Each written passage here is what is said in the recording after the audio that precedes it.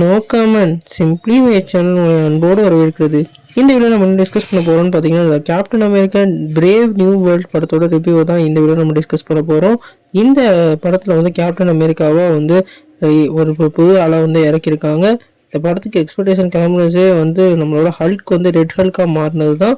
இந்த red Hulk வந்து இந்த படத்தில் வந்து ஒரு வேறு லெவல் சம்பவம் பண்ணுவாருன்னு சொல்லிட்டு எல்லா ட்ரைலரையும் எல்லாத்துலேயும் எக்ஸ்பெக்ட் பண்ணோம்.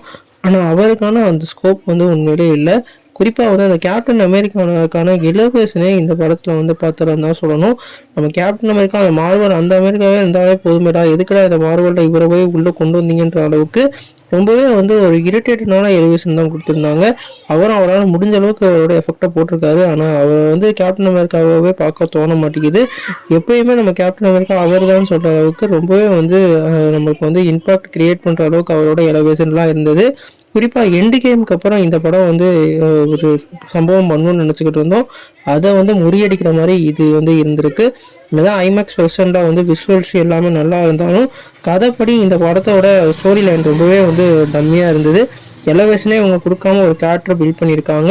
குறிப்பாக வந்து என் கிரெடிட்ஸில் வந்து இவங்க வந்து புதுசான ஆட்களெல்லாம் இறக்குறது, மார்வல் இறக்குறது இதெல்லாம் வந்து எக்ஸ்பெக்டே இல்லாமல் ரொம்பவே ஒரு சப்பையான ஒரு இதாக இருந்தது. அடுத்த படத்துலையாவது இவங்க நல்லா பண்ணுவாங்கன்னு நம்ம எதிர்பார்ப்போம். யாரெல்லாம் இந்த படம் பார்த்துருக்கீங்க, உங்களுக்கு என்ன தோணுச்சுன்னு சொல்லிட்டு கமெண்ட் பண்ணுங்கள்.